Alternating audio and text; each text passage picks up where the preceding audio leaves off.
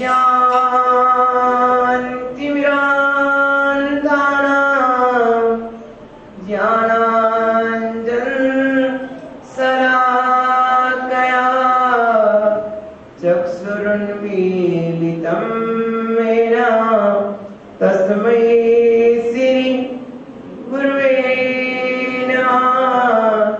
तस्मै श्री गुरुवे नमः। तस्मै श्री गुरुवे नमः।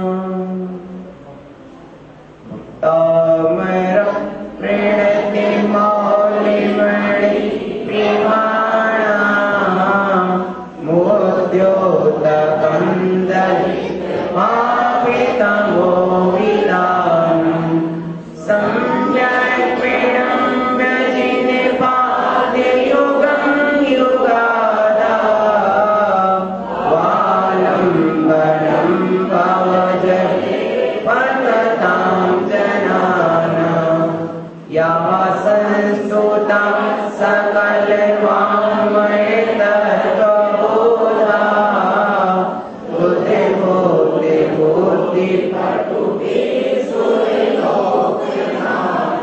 स्तोत्रे जगद्धितया चित्तहरैरुदारे स्तोत्रे किलाय तं प्रथमं जिनेन्द्रं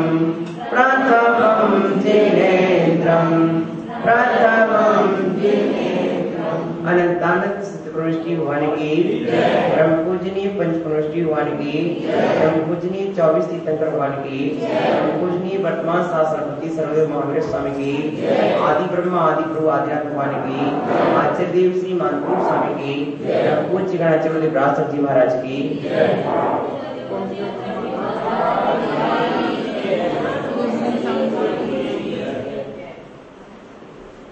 प्रिय आत्मन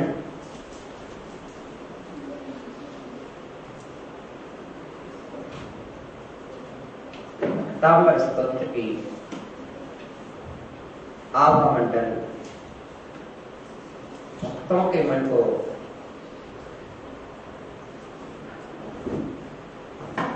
प्रभाषित करते हुए चित्त को प्रफुल्लित करते हुए संपूर्ण निर्जरा के पद को प्रशस्त कर रहा है।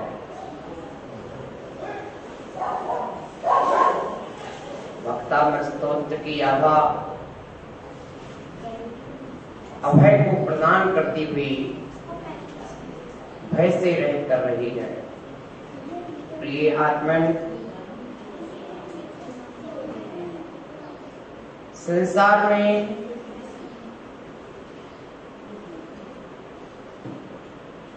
जीवों के चित्त में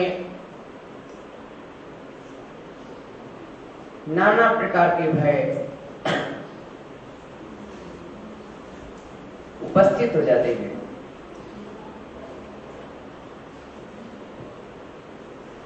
भय के कारण मिलते हैं।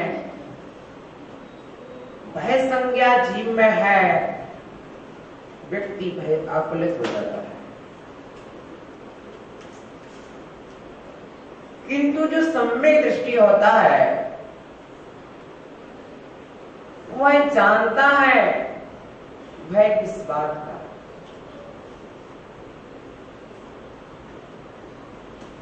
मैंने शत्रु कोई बनाए नहीं, भय किस बात का।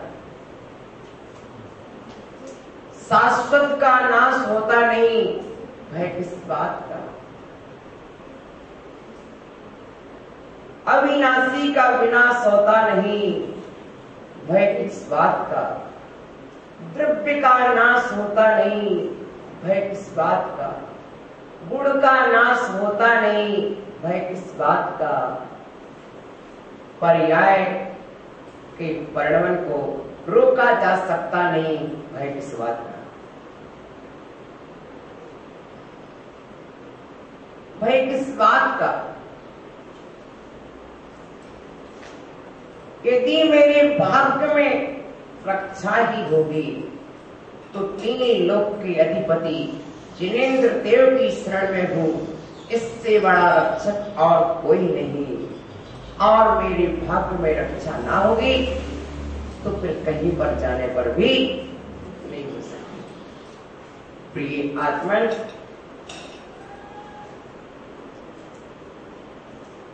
सम्यक दृष्टि निसंक निर्भय होता है,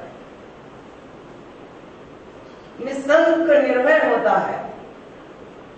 उससे 7 प्रकार के भय नहीं सताते।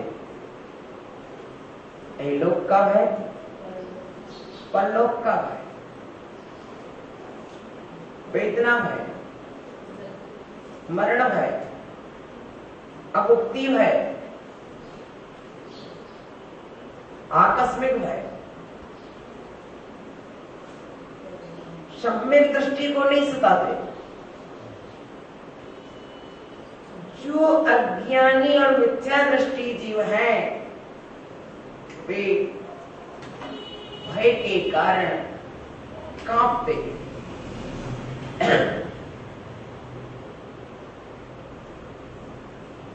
सम्यक दृष्टि जानता है आत्मा अभय स्वरूप है,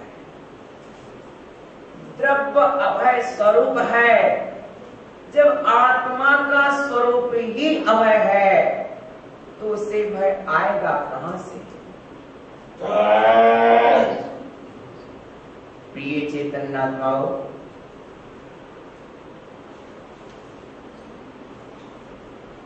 मानस पटल में भय आ जाता है। भय संज्ञा अति भयानक पदार्थ को देखने से जन्म ले लेती है। भयानक पदार्थ पर दृष्टि जाने से भय पैदा हो जाता है। भीमकाय भयानक डरावनी चर्चा को सुनने से भय पैदा हो जाता है। उस पर उपयोग जाने से भय पैदा हो जाता है। लेकिन सम्यक दृष्टि को भय संज्ञा तो होती है किंतु भय नहीं होता। वह भय के विषय में निर्भय होता है। संसार में अधिकांशतः जीव मृत्यु से भय खाते हैं, लेकिन सम्यक दृष्टि मृत्यु को महोत्सव बनाता है। जब मृत्यु का नाम सामने आता है तो संसार का प्राणी तत्काल किसी डॉक्टर या वैद्य की तलाश में पहुंचता है। लेकिन सम्यक दृष्टि वैद्य को तो खोजता ही है, डॉक्टर को खोजता है, किंतु फिर भी जानता है कि मेरा शाश्वत आत्मा नष्ट होने वाला नहीं है, इसलिए अरहंत की शरण में रहता है, सिद्ध की शरण में रहता है। अस्वस्थ होगा, वैद्य का उपचार कराएगा, क्योंकि निमित्त को उसने स्वीकार किया है कि निमित्त के माध्यम से नैमित्तिक दशा बदल जाती है। इसलिए दोनों दृष्टि पर ध्यान देना। वह इतना अज्ञानी भी नहीं है। देखो पीछे के पंखे बंद कीजिए, चिड़िया वगैरह उड़ रही हैं।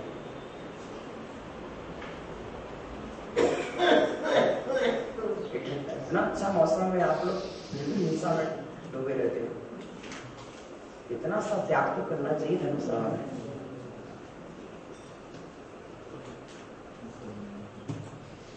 प्रिय चेतन आत्माओं, अपने स्वरूप में कोप का जाग उठना,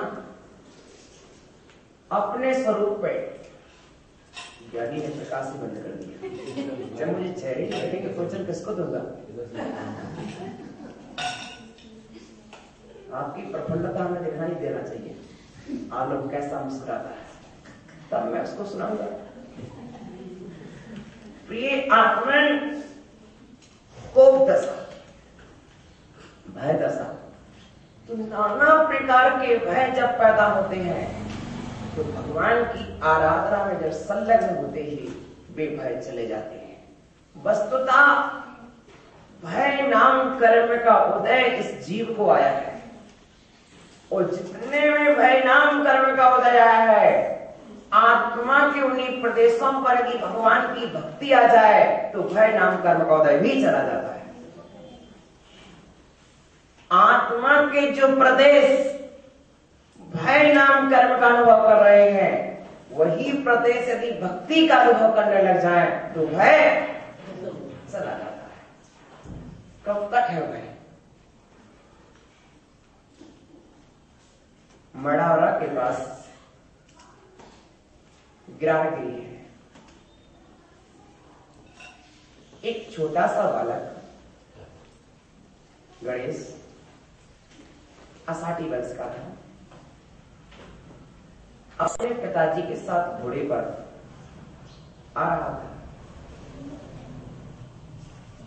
पिताजी ने देखा सामने से शेर आ रहा है, सामने से शेर आ रहा है। तत्काल घोड़ा वहीं पर खड़ा कर लिया, आवाज न पहुंचे।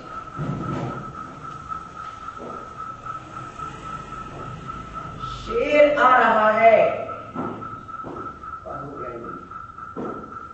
नमोकार मंत्र उनने सुन रखा था, नमोकार मंत्र का जपना आरंभ कर दिया।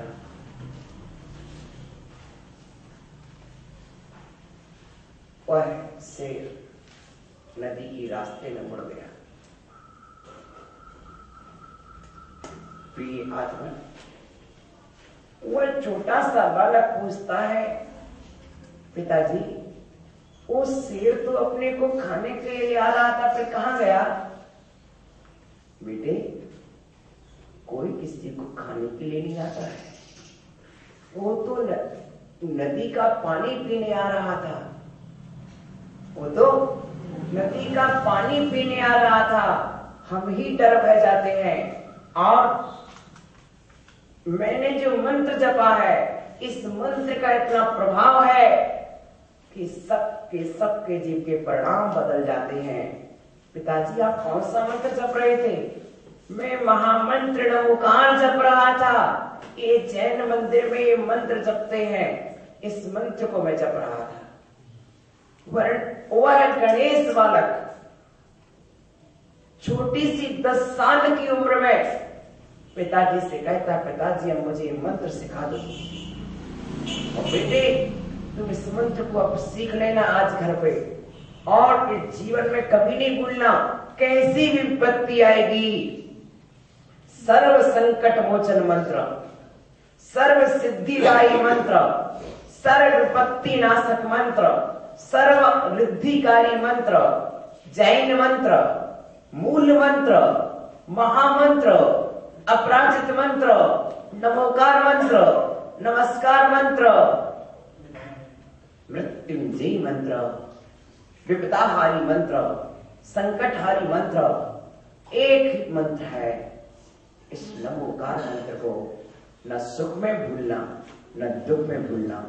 सुख में याद करोगे, सुख दूना हो जाएगा, दुख में याद करोगे, दुख दूर हो जाएगा।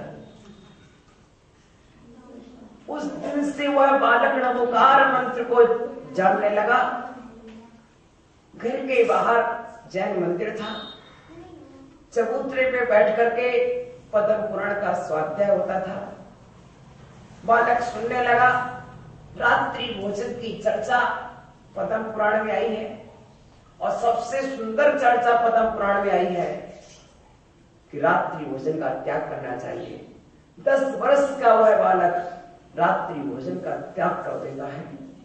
80 वर्ष का बालक। परिणाम ये हुआ,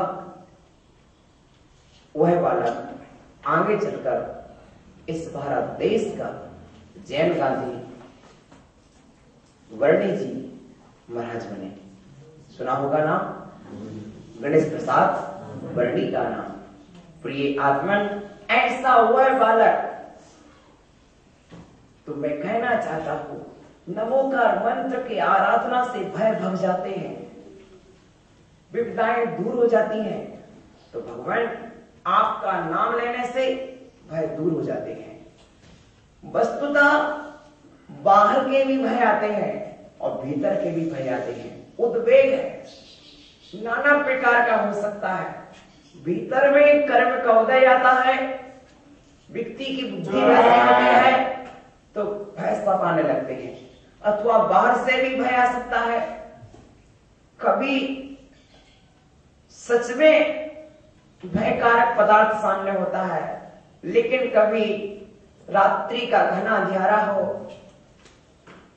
और आवाज आ जाए तो घबरा जाते हैं। सुबह देखा क्या था, खंबा खड़ा था, हम तो समझ रहे थे कोई डाकू खड़ा है। प्रिय आत्मन, तेरी समझदारी कहां गई थी? अरे प्रिय आत्मन, ऐसा होता है, अनेकों बार होता है, अनेकों के साथ होता है कि भय संज्ञा भीतर में रहती है, वह सताती है। लेकिन भय संज्ञा होने के बाद भी सम्यक दृष्टि,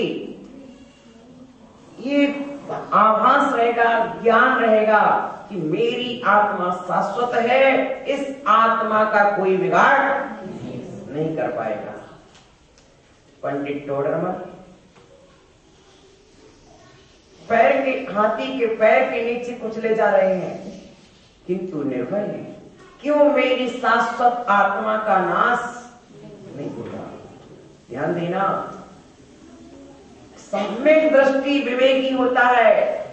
इसका मतलब ये नहीं कि द्रुत गति से वाहन चलाओ, दुर्गति की ओर जाओ। हाँ, द्रुत गति से वाहन चलाओ, दुर्गति की ओर जाओ, ये मतलब नहीं है कि आत्मा शाश्वत है तो जैसा चाहे वाहन चलाओ।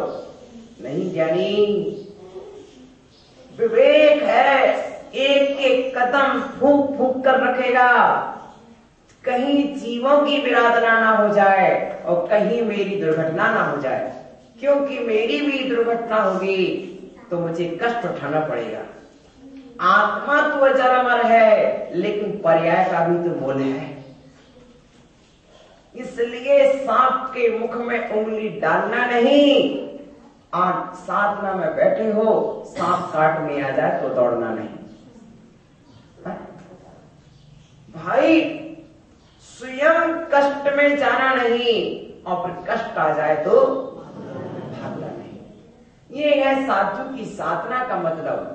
आत्मा अजर अमर है, इसका मतलब ये नहीं कि स्वयं कष्टों में चले जाओ। नहीं ज्ञानी, तुमको साधना करना है। अनंत भव के आत्मा तो अनंत काल से तुम्हारी है, लेकिन ये पर्याय अनंत काल के बाद मिली है, ये परिणाम अनंत काल के बाद मिले हैं। इन परिणामों की रक्षा, इस पर्याय की रक्षा भी आवश्यक है। यदि इस पर्याय की रक्षा नहीं करोगे, इन परिणामों की रक्षा नहीं करोगे तो कल्याण नहीं होगा।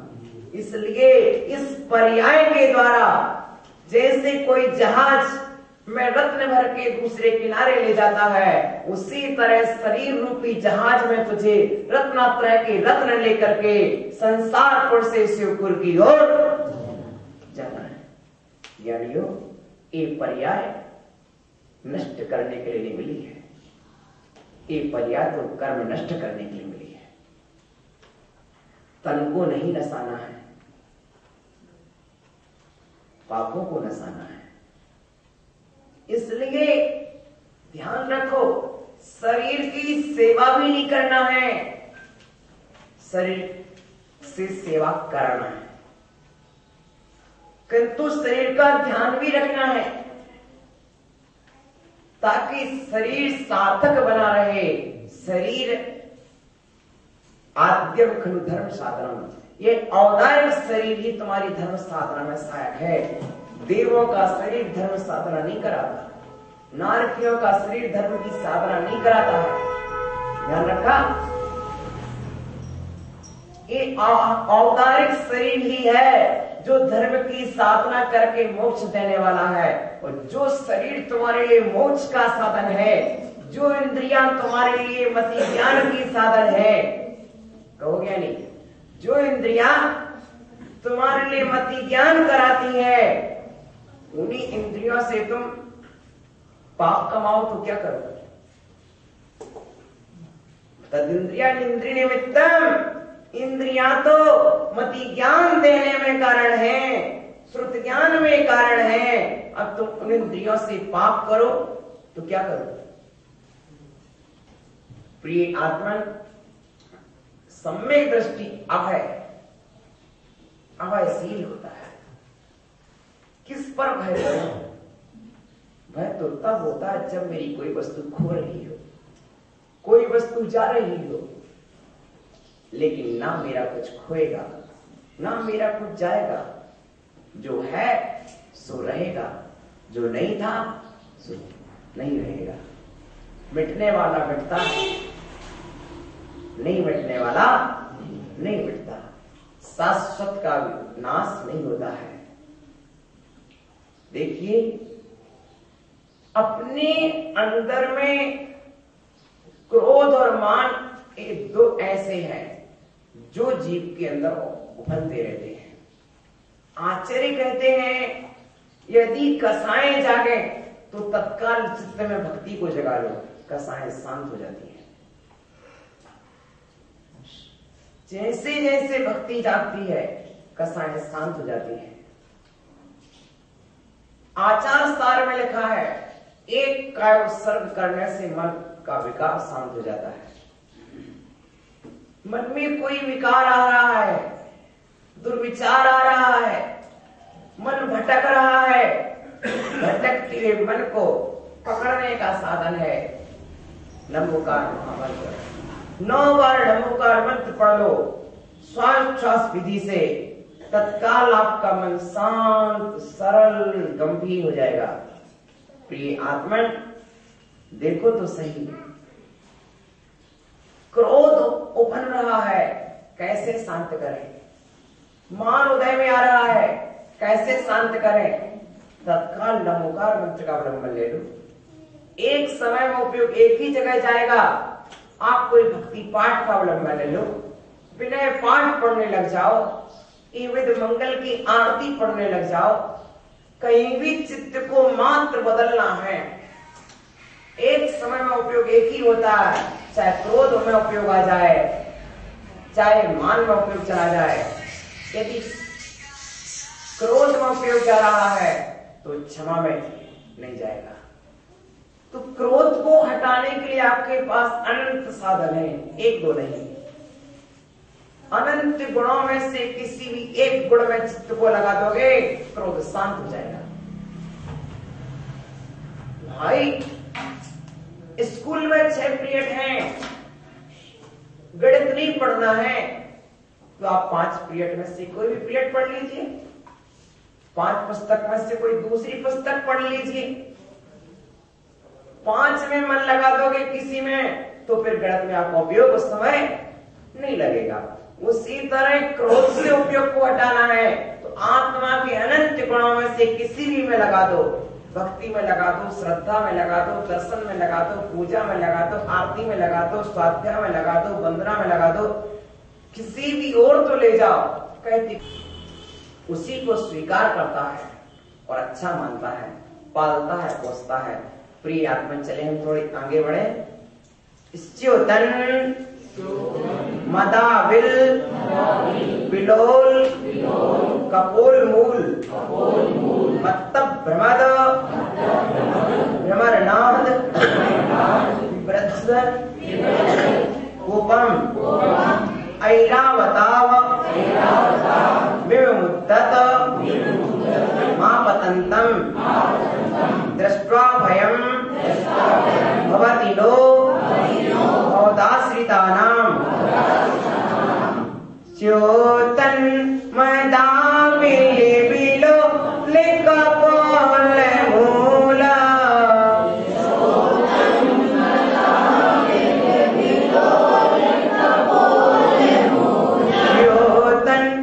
च्योतन मदाविल बिलो लिकपोल मूला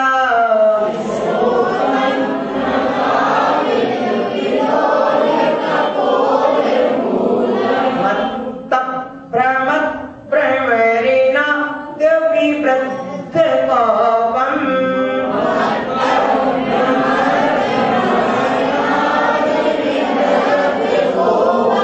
मत्त भ्रमत भ्रमरेणादि विवृद्धि कोपम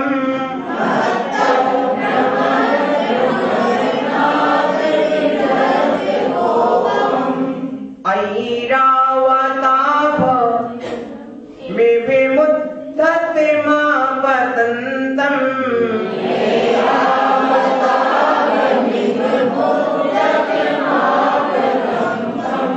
दृष्ट्वा भयं भवति नो भवदाश्रितानाम्।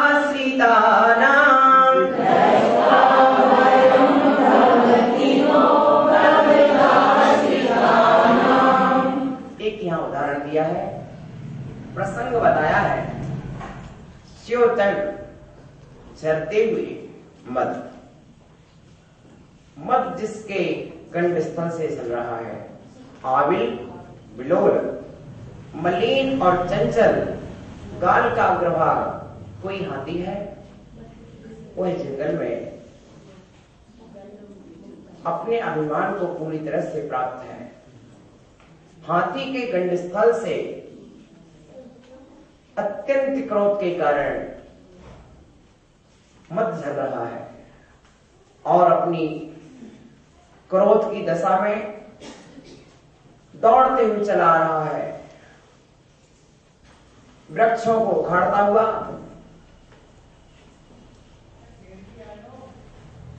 शाखाओं को तोड़ता हुआ वह चला आ रहा है। वो लगता है कि ये युवराज ही आ गया, अब कोई ना कोई संकट खड़ा कर देगा।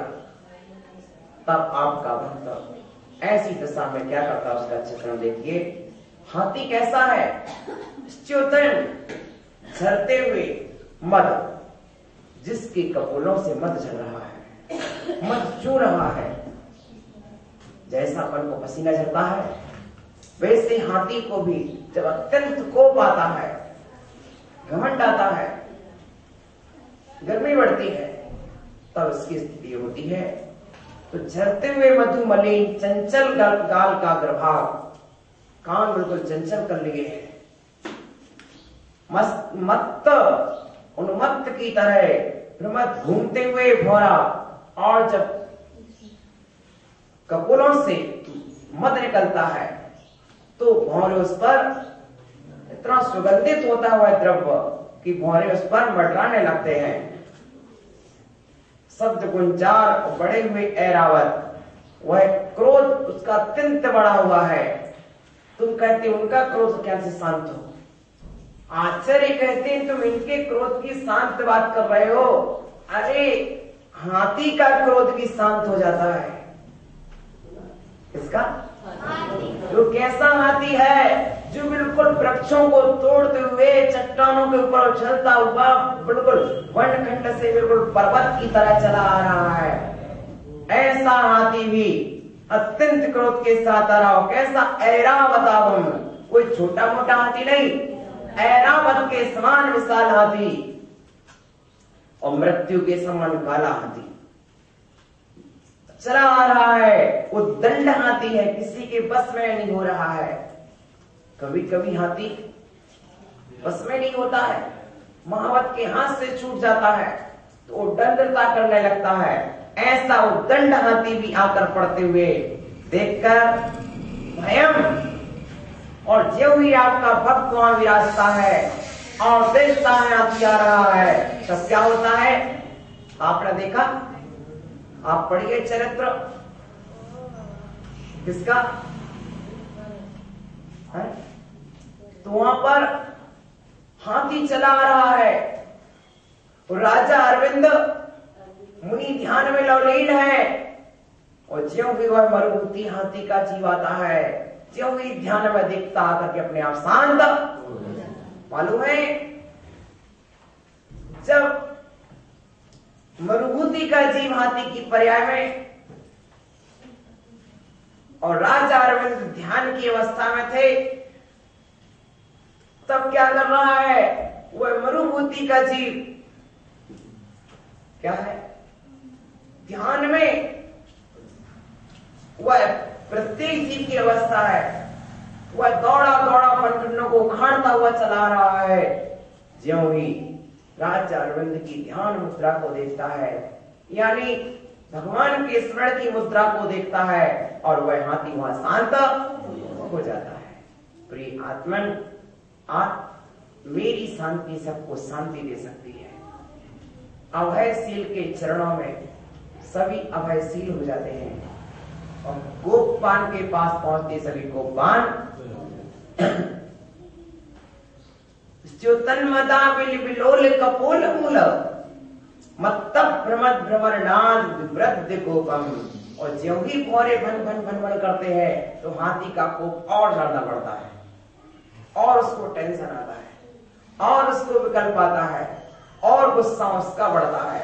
ऐसा हाथी ऐरावत के समान उद्दंड हाथी है, और आकर के सीधा ऊपर ही उछल रहा हो, ऐसा लगता है अब तो सीधे आकर के ऊपर ही गिरेगा। और ज्यों ही भवत आश्रित, आपके आश्रिताना, आपके जो आश्रित पुरुष हैं, आपकी तो बातें ही नहीं कर रहा हूं, आप पर तो कोई उपसर्ग आता ही नहीं है। हे जिनेंद्र देव, आप तो उपसर्ग से रहित हो। जिस दिन आपको केवल ज्ञान हुआ था, उस दिन आपने एक अक्षर पा लिया था कि आप पर कोई उपसर्ग नहीं होगा। आपकी मैं चर्चा नहीं कर रहा हूं। क्या चर्चा करूं आपकी? मैं तो आपके भक्तों की चर्चा कर रहा हूं। किसकी चर्चा कर रहा हूं? अरे आपकी विशेषता बताने से क्या मिलेगा मुझे? मैं तो आपके भक्तों की विशेषता बता रहा हूं। समझे ना? समझ गए ना? समझ गए ना? अरे क्या समझाना? समझ गए? क्यों भाई समझ गए? भगवान आपकी तो महिमा कुछ कह नहीं चाहता, मैं तो आपके भक्तों की बता रहा हूं कि आपका भक्त जहां बैठा हो वहां पर ऐसा हाथी भी सीधा आकर के चरणों में नमस्कार करने लगता है। क्या करता है? विनम्र हो जाता है। भयम लोभवती, आपके आश्रित रहने वाले भक्तों को भय नहीं होता है। भय नहीं होता है। भय निर्भय होते हैं आपके भक्त, चाहे जहां जाएं निर्भय हैं, क्योंकि हम तो जिनेंद्र भक्त हैं। और जिनेंद्र भक्त किसका भय करेगा? नहीं, काहे का भय? भगवान भय आने के पहले देखते हैं कौन है। जिसकी विशुद्धि महान होती है, वह उसके पास भय भी रास्ता बदल लेते हैं। रास्ता बदल लेते हैं, विपत्तियां रास्ता बदल लेती हैं, कष्ट रास्ता बदल लेते हैं। कभी कभी हमें लगता हम रास्ता भूल गए, कभी कभी हमें लगता है कि हम रास्ता भूल गए, पर सच्ची बात तो यह है कि हम रास्ता नहीं भूले थे। हमारा पुण्य इतना प्रबल था, पुण्य प्रबल था, तो मेरी रक्षा करने के लिए क्या हुआ? कुछ पल के लिए मैं रास्ता भूल गया। ध्यान देना, जब पाप योग प्रबल होता है तो विपत्ति में पड़ने के लिए व्यक्ति रास्ता भूलता है, जब पुण्य योग प्रबल होता है तो रक्षा करने के लिए व्यक्ति रास्ता भूल जाता है। सुनामी लहर जब आई थी, सुनामी लहर, जिस लहर में करीब 2,67,000 व्यक्ति समाप्त हुए थे, उसी लहर की चर्चा हमें दीपक जी ने सुनाई थी कि वो उसी समुद्र के किनारे हमारा स्थान है, और लगभग कुछ ही दूरी पर हम लोग, जबकि कई बार समुद्र घूमने गए हैं और उस दिन भी गाड़ी से समुद्र देखने को ही निकले थे, समुद्र देखने ही निकले थे और रास्ता भूल गए। गाड़ी चलाते चलाते 1 घंटे के बाद वापस देखा तो हम उसी चौराहे पर हैं।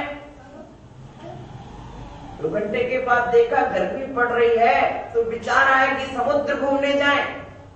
और जब 2 घंटे के बाद लौट के देखा तो गाड़ी उसी चौराहे पर है।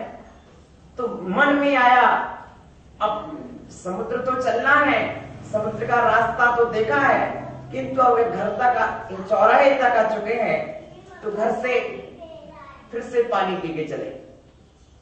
और जब तक गाड़ी में सतर के घर में कदम बढ़ाया कि वहां से सुनामी लहर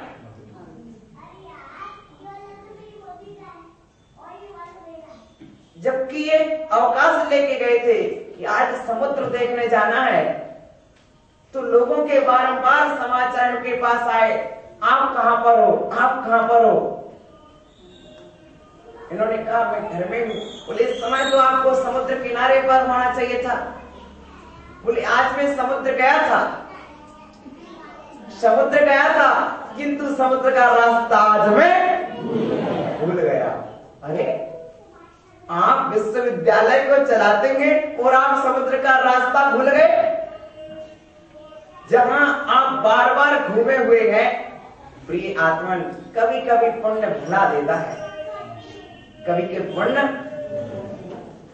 आने वाले संकटों से रक्षा कर लेता है। हमें लगता है कि हमें भूल गए, नहीं, वो अनुकूल है। कभी कभी ऐसा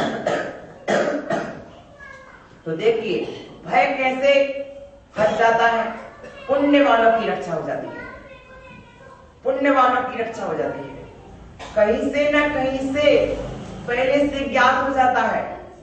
अभी पढ़ रहे थे स्वाध्याय में कि माली सोमाली एक कहते हैं हमें युद्ध से वापस चला जाना चाहिए। क्यों? सूखे वृक्ष पर कौवा आवाज कर रहा है, दक्षिण दिशा में श्रृंगारी आवाज कर रही है, आकाश लाल दिखाई दे रहा है, दिशाएं धूल दिखाई दे रही हैं, आरती के दीप हाथ से गिर रहे हैं। प्रिय आत्मन, संकेत पहले मिल जाते हैं। प्रकृति पर होने वाली एक एक घटना की संकेत प्रकृति पहले से दे देती है। जब हमारे साथ कोई अच्छा घटना होता है उसका संकेत भी पहले मिल जाता है। जब कोई अशुभ घटना होता है उसका संकेत भी पहले मिल जाता है। कभी कभी तो अंतर का हृदय बोल उठता है,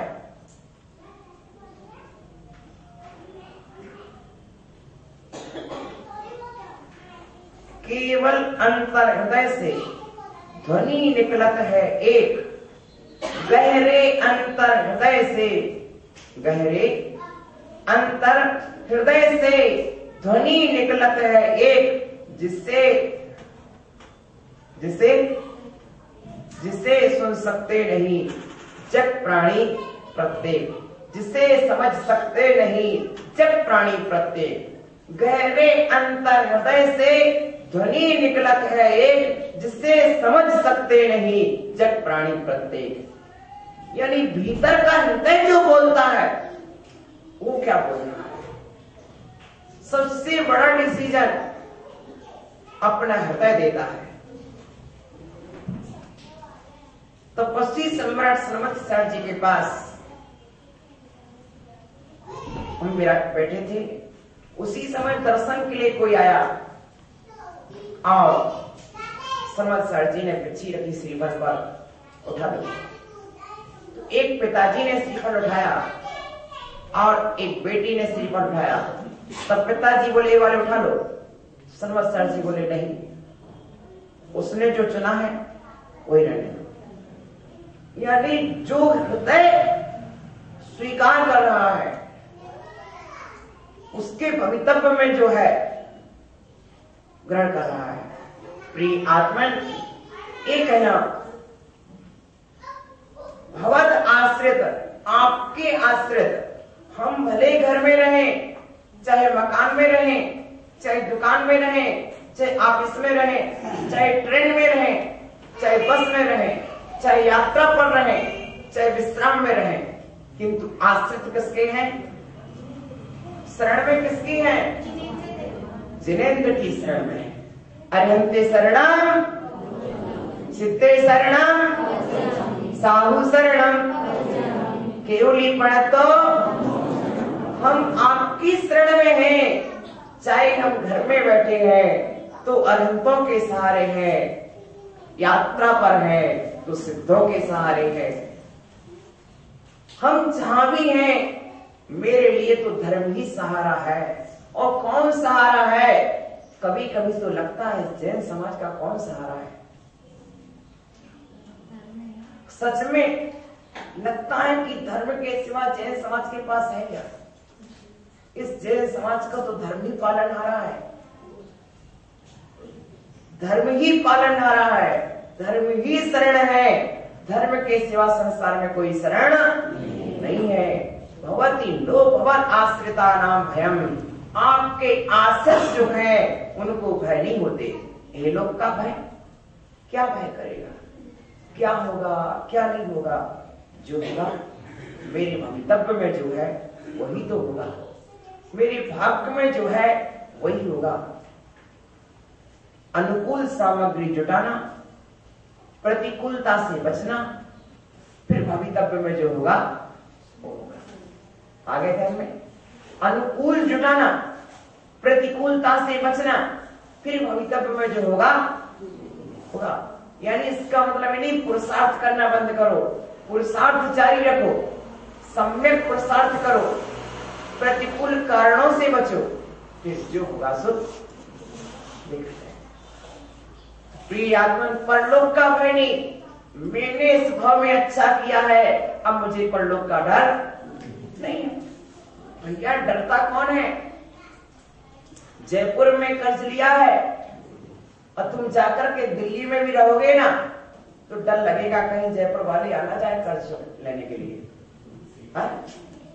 आगे ध्यान में, कहीं बैंक वाले यहां भी क्रोकी ना कर ले। समझ गए? तो परलोक का भय किसको होता है? जिसने इस भाव में अच्छा नहीं किया है, धर्म नहीं किया है, सदाचार का पालन नहीं किया है, वो डरता है। और जिसने अच्छा किया है उसे डर, क्योंकि मैंने कभी गलत किया ही नहीं तो मेरी दुर्गति नहीं होगी। तो परलोक का डर भी नहीं होता है, अगुप्ती भय नहीं होता है। मेरा कोई रक्षक नहीं, कोट नहीं, महल नहीं, दुर्ग नहीं। अरे कौन किसका रक्षक है? जब तक आयु कर्म सुरक्षित है तब तक सब सबके रक्षित हैं। जब आयु कर्म ही नहीं होगा तो फिर कोई रक्षा ओहो, वह भावमंडल अपने सिंहासन पर बैठा था और आकाश से बिजली गिरी और भावमंडल चला गया। बोलो, क्या दुर्ग के अंदर नहीं था? महल के अंदर नहीं था? क्या हुआ?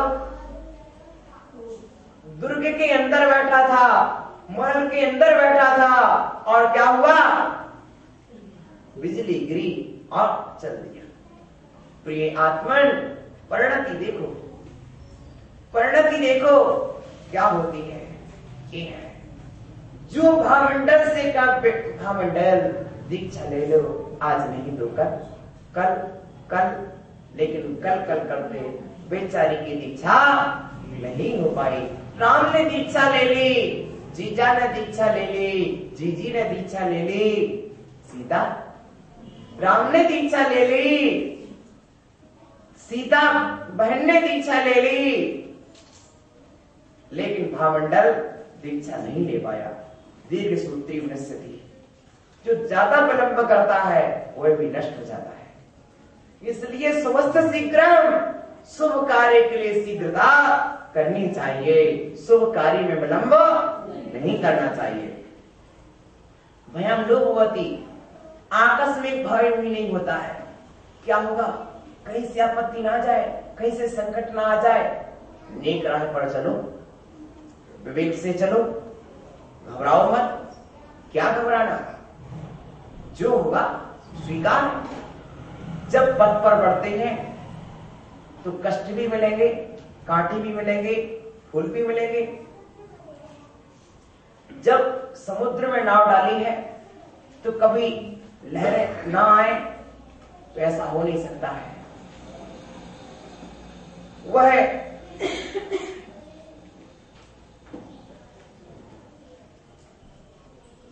वह नाविक क्या, नाविक की धैर्य परीक्षा क्या यदि धाराएं प्रतिकूल ना हो। वह पथ क्या, पथिक सफलता क्या, वह पथ क्या, पथिक सफलता क्या अगर राह में बिखरे सूल ना हो। वह पथ क्या, पथिक सफलता क्या अगर राह में बिखरे सूल ना हो। नाविक की धैर्य परीक्षा क्या अगर धाराएं प्रतिकूल ना हो। नाविक की धैर्य परीक्षा क्या अगर धाराएं। संकट तो किसी भी मार्ग में जा आएंगे। मुनि मार्ग में यदि 22 परिसर होते हैं तो गृहस्थ मार्ग में 22,000 परिसर होते हैं। यानी ध्यान देना, यदि मुनि बनने पर 22 कष्ट आते हैं तो श्रावक बनने पर 22,000 कष्ट आते हैं। क्या सच कह रहा हूं? जितना कष्ट श्रावकों को आता है उतना कष्ट किसी मुनि को नहीं आता, कभी नहीं आता, कभी नहीं आता। समझ रहे? यहां तक देखा होगा, सुना होगा कि मां की गर्भ में संतान थी और प्रसव की वेदना में मां का कैसी कैसी वेदनाएं झेल लेते हैं, कैसी कैसी कष्ट झेलते हैं। बोलिए क्या कभी हमने ऐसा सुना है किसी मुनि को कष्ट हुआ? नहीं। प्रिय आत्मन, मुनि के 22 ही परिसर है, लेकिन श्रावकों को तो 22,000 ही नहीं का 22 लाख परिसर निकला है। इतने कष्ट सहते हैं लेकिन भीतर में वैराग्य के स्रोत उत्पन्न नहीं हो पाते हैं। भयम लोभवती, आपके आश्रित हे जिनेंद्र देव, आपके आश्रित रहने वाले के लिए मृत्यु का भय भी नहीं सताता। लोग कहते हैं हाथी मृत्यु के तुल्य बताया है लोक साहित्य में, किंतु आपके आश्रित जो है उससे आती हुई मौत से भी डर नहीं लगता है।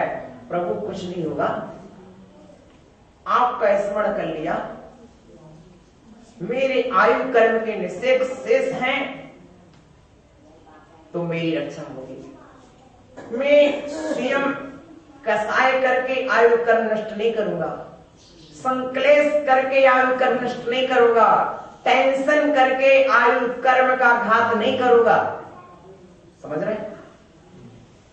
जैसे सिगरेट पीने से आयु नष्ट होती है वैसे टेंशन करने से भी आयु नष्ट होती है। समझ रहे?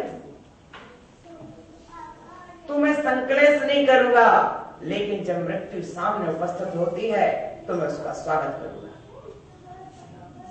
सहर्ष विनम्रता के साथ आपके आश्रित हैं, भय किसका? सच्ची बात में जो आत्मा के आश्रित है उससे भय नहीं होता है। प्रिय आत्मन, दोनों का आश्रय लेना और आपके आश्रय का मतलब ये नहीं है कि जाकर के चरणों में बैठ जाना। आपके आश्रय का मतलब है सम्यक दर्शन का आश्रय, सम्यक ज्ञान का आश्रय और सम्यक चारित्र का आश्रय। और आश्रय का मतलब है आचरण। रत्नात्रय का आचरण करना ही आश्रय है। भैया आश्रय क्या है? उस रूप आचरण करना ही आश्रय है। अकेले जाके बैठ जाने से रक्षा नहीं होती है। जिनके पास में जाने से आत्मा की पापों से रक्षा हो उसे शरण कहते हैं ज्ञानी। किंतु इतना ही नहीं, उन जैसा आचरण अपनाने के बाद पापों से रक्षा होती है। और जब तक उन जैसा आचरण नहीं अपनाएंगे तब तक पापों से रक्षा नहीं होती है। आपके आश्रित, आश्रित कौन है? किसके आश्रित कौन है? क्या परतंत्रता दे रहे हैं भगवान? नहीं, परतंत्र नहीं बना रहे हैं। आपके जिन शासन के आश्रित, आपकी जिनवाणी का अनुसरण करने वाले, आपके आचरण के पथ को अपनाने वाले, आपके सत्य अहिंसा को अपनाने वाले, आपके ब्रह्मचर्य अपरिग्रह को अपनाने वाले जो जीव है उनको भय नहीं होता है। समझ गए? तुम कहो कि हम 5 और पाप करें और मंत्र में लोग छुप जाए, भय नहीं होगा? नहीं, यानी ये गलत।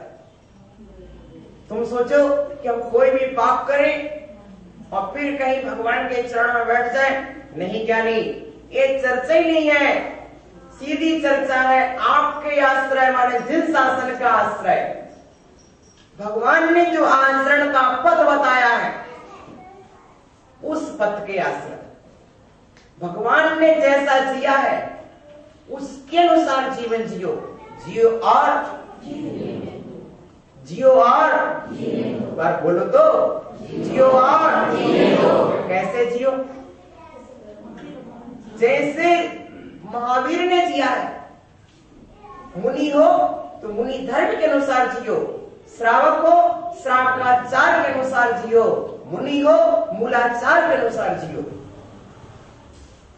जीने का मतलब ये नहीं है खाओ पियो जीते रहो, जीने का मतलब महावीर का सिद्धांत है अहिंसा के साथ जियो, सत्य के साथ जियो, आचौरी के साथ जियो, ब्रह्मचर्य के साथ जियो, अपरिग्रह के साथ जियो, और जीने दो इन्हीं व्रतों के साथ।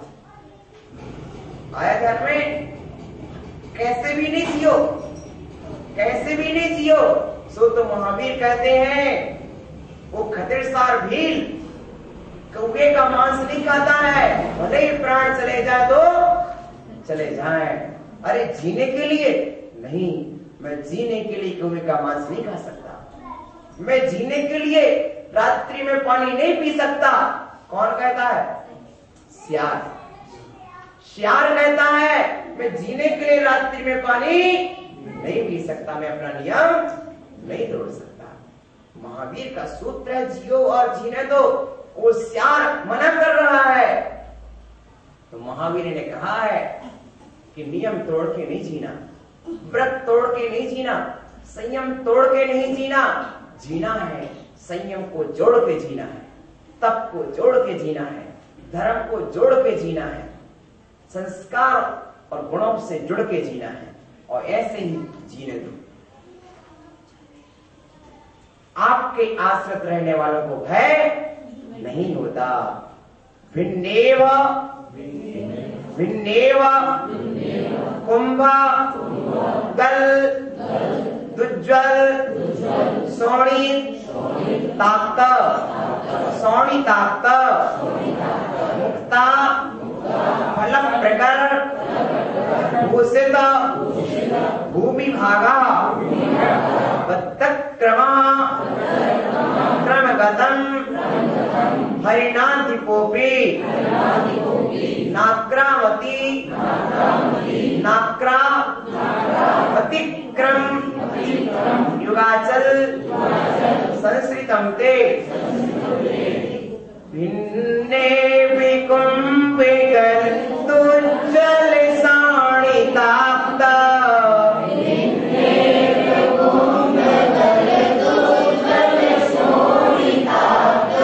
मुक्ता फल प्रकर भूषित भूमि भागा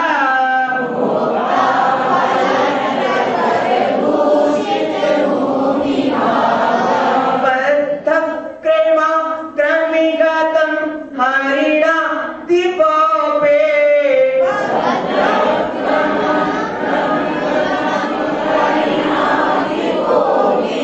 नाक्रामति क्रमयोगा चल संस्कृतम ते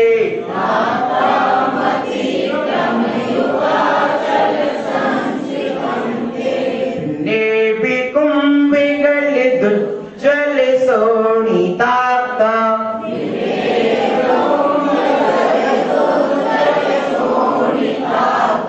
मुक्ता फल प्रकर भूषित भूमि भागा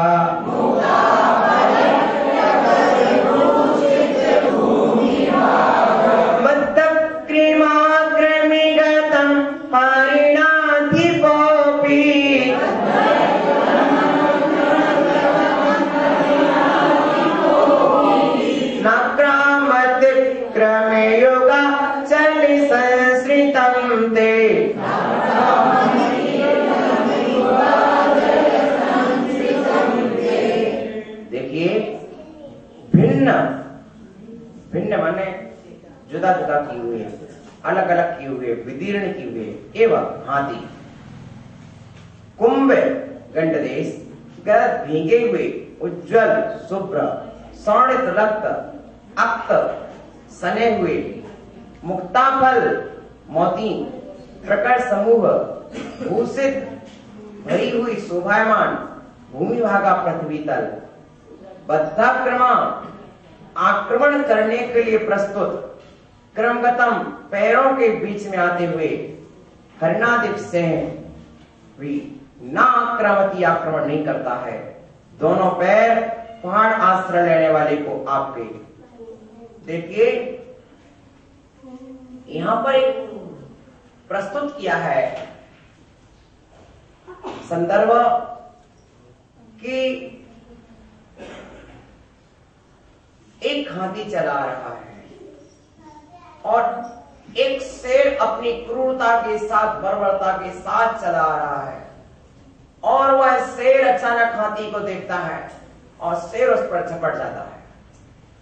ऐसा क्रूर शेर है कि जिस शेर ने कई हाथियों को गज मस्तकों को क्या कर दिया है, फाड़ दिया है, जिसने हाथियों के मस्तकों को फाड़ दिया है, ऐसा बर्बर क्रूर शेर है। और वह शेर भूमि भाग को देख रहे हैं कि यहां पर इस शेर ने इस हाथी को गिरा दिया है, इस शेर ने इस हाथी के मस्तक को फाड़ दिया है, इधर खून टपका हुआ है, उधर हाथी के मौत गज से निकले मोती भी टपके हुए हैं, जगह जगह दिखने में आ रहा है। ऐसा वही शेर चला आ रहा है। आपका भक्त बैठा हुआ है, आपका भक्त बैठा हुआ है। ऐसे क्रूर शेर लगता है कि जिस शेर ने हाथियों को नहीं छोड़ा अब वह इस मनुष्य के लिए क्या छोड़ेगा, और वह शेर सामने से चला रहा है। आपका भक्त क्या करता है, जो भी आपका स्मरण करता है, क्या करता है, आपका स्मरण रूपी पहाड़ की आश्रय में आ जाता है। कहां पर, हाँ, स्मरण रूपी पहाड़ के आश्रय में आ जाए। जैसे हाथी इस तरफ हो, शेर उस तरफ हो, तो फिर एक दूसरे पर आक्रमण नहीं कर पाते। उसी तरह आपके स्मरण रूपी पर्वत, आपके गुणगान रूपी पर्वत, आपके ध्यान रूपी पर्वत, दोनों तो क्या आश्रय लेने वाले आपके भक्त को वह शेर भी कुछ नहीं कर पाता है। अर्थात हिंसक शेर भी आपके भक्त के समक्ष अपनी नैसर्गिक क्रूरता को छोड़ देता है। विचार कीजिए, ऐसी विशेषता है उस शेर के परिणाम भी चेंज हो जाते हैं।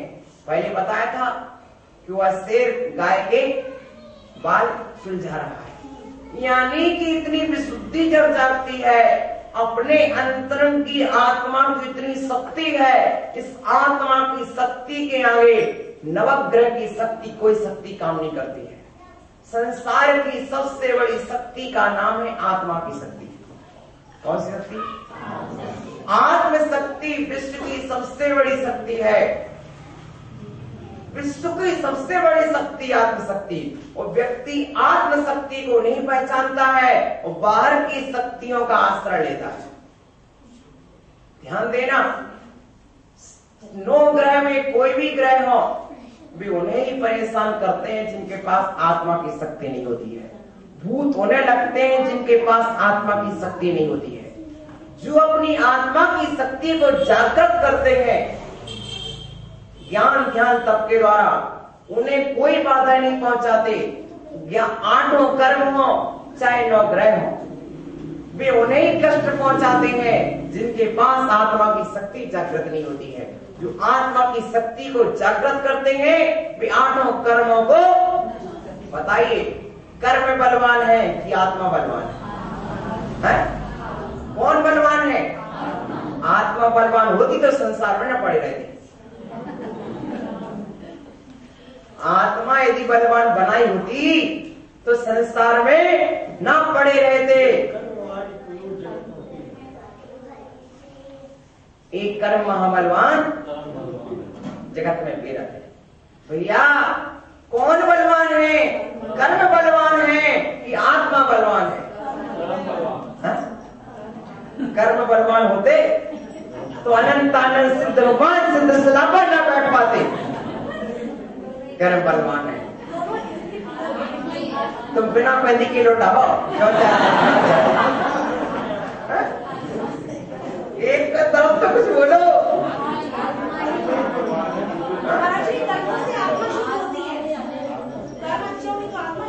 कर्मों से आत्मा शुद्ध नहीं होती है, आत्मा की शक्ति से कर्म पराजित होते हैं। आत्मा की शक्ति से कर्म पराजित होते हैं, कर्म नष्ट होते हैं। प्रिय चेतन आत्माओं, इसलिए जानो समझो, कर्म कितना भी बलवान क्यों ना हो, लेकिन शाश्वत बलशाली कौन है? आत्मा ही है। भले ही तुम अभी निर्बल बने हो, कर्मों की पराधीनता तुझे निर्बल बनाई है।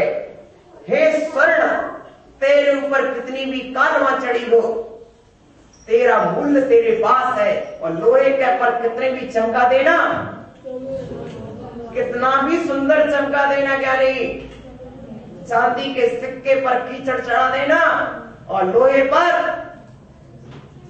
स्टील का क्या करते थाली, तो पालिश, लोहे पर तू पालिश चढ़ा देना और चांदी पर कीचड़ चढ़ा देना, पर ध्यान देना मूल्य किसका देखोगा? चांदी का। आगे ध्यान में, ऐसे कर्म कितने भी बन जाए, लेकिन अंतिम बलशाली कौन है? आत्मा ही है। हे भव्य जीवो, ध्यान देना, आत्मा बलवान है। यदि आत्मा बलवान ना होती तो अनंत आनंद जीव सिद्ध सलाह पर ना बैठते। इसलिए आत्मा के बल को पहचानो, निर्बल मत बनाओ।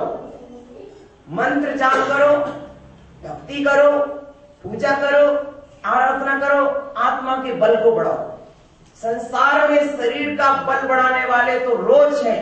ये मैं महावीर से रोज कहता हूँ, अरे महावीर, तू शरीर का बल बढ़ाने के लिए सुबह से घूमने जाता है, एक बार तो प्रभु के चरणों में आ जा, तेरी आत्मा का बल बढ़ जाएगा। और आत्मा का बल बढ़ जाएगा तो क्या होगा? आत्मा का बल बढ़ेगा तो कर्म निर्बल हो जाएगा। कर्म के बल को नहीं बढ़ाना है, किसके बल को बढ़ाना महावीर?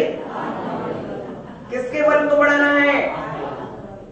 आत्मा का बल उसी दिन बढ़ेगा तेरी जिस दिन से पूजा शुरू करेगा। चिंता न करो, मैं ठोकते ठोकते ठोकते ठोकते।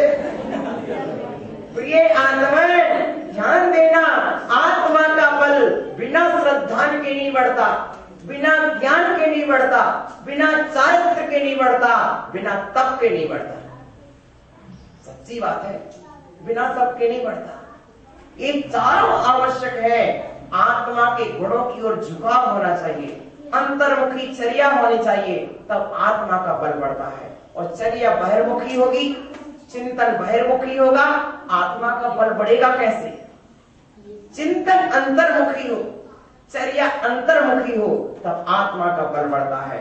और जिसके पास आत्मा का बल है, आत्मा का बल है, संसार के सभी बल उसके सामने निर्बल। ओहो, अमरचंद दीवान, शेर 3 दिन से भूखा है, आज आपको शेर को कुछ ना कुछ खिलाना होगा। अमरचंद दीवान का आत्मबल इतना तेज था, विश्वास था कि मैं शेर के सामने जाऊंगा और मैं जो कहूंगा मेरी बात शेर भी सुनेगा। अरे मेरी बात शेर भी सुनेगा। ओहो, क्या विशेषता है, क्या विशेषता है। जब मैं नंदा देवी से कहता हूं कि देवी जी तुम अपने देव को लेके आया करो, बोलते मेरी सुनते ही नहीं, सुनते ही नहीं। अब बताओ ज्ञानी हो, जब तुम कहते हो नहीं सुनते, पर यहां कहते अमरचंद दीवान कहता है मेरी बात शेर भी सुनेगा, मेरी बात शेर भी मानेगा। अरे सत्य बात है, यदि भीतर की आवाज में दम हो तो बाहर वाला सुनने तैयार है। निकालो तो हृदय से आवाज तुम मुख से बोलते हो, सुनने वाला कान से सुनता है। जब हृदय से बोलोगे तो सुनने वाला प्राण से सुनेगा। क्या? जब मुख से बोलते हो तो सुनने वाला कान से सुनता है, जब हृदय से बोलोगे तो सुनने वाला प्राण से सुनेगा, पूरी चेतना के साथ सुनेगा और अमल करेगा।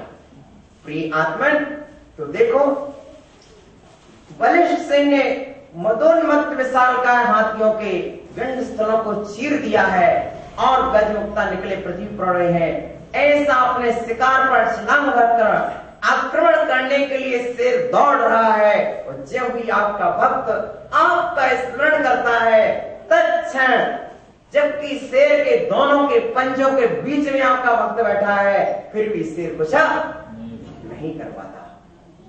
विपत्तियां कहां से आएंगी? कहां से आएंगी? जिसका आत्मबल बढ़ जाता है उसके विपत्तियां नहीं आती हैं, कष्ट नहीं आते हैं, संकट नहीं आते हैं। वो आत्मबल से जीतता है। परिस्थिति कैसी भी रहे, मना स्थिति कभी मत बिगाड़ो, विपत्तियां पराजित होकर चली जाती है। अनेकों बार ऐसा होता है, अनेकों बार ऐसा होता है। कितने भी कष्ट आते हैं वे परीक्षा लेकर वापस हो जाते हैं। तो प्रिय आत्मन, हमारी कष्ट मिट जावे नहीं यह भावना स्वामी। हमारे कष्ट मिट जाए ये मेरी कोई भावना नहीं है, हम किसी को कष्ट ना पहुंचाएं, यही मात्र मेरी भावना है। हमारे दुख मिट जावे ये मेरी भावना नहीं है, हम किसी को दुख ना पहुंचाएं, मात्र इतनी भावना है। हे प्रभु, आपके चरणों में आने पर हिंसा रूपी शेर पर जय पाई जाती है, अर्थात हिंसा का तवा शांत हो जाता है। एक छोटी सी कविता के साथ, एक बूंद धधकती हुई तवा पर गिरी, उसी में समा गई। दूसरी बूंद धधकती हुई तवा पर गिरी, उसी में समा गई। तीसरी बूंद गिरी, समा गई। ऐसी अनगिनत बूंदें, अनगिनत बूंदें धधकती हुई तवा पर गिरी, शांत होती चली गई, पर बूंदों ने गिरना ना छोड़ा। वे धधकती हुई तवा पर गिरती ही चली गई, और एक क्षण ऐसा आया कि तवा शांत हो गया। तवा शांत हो गया, बूंद जीत गई, तवा हार गया। बूंद जीत गई, तवा हार गया। अहिंसा जीत गई, हिंसा हार गई, प्रवचन जीत गया।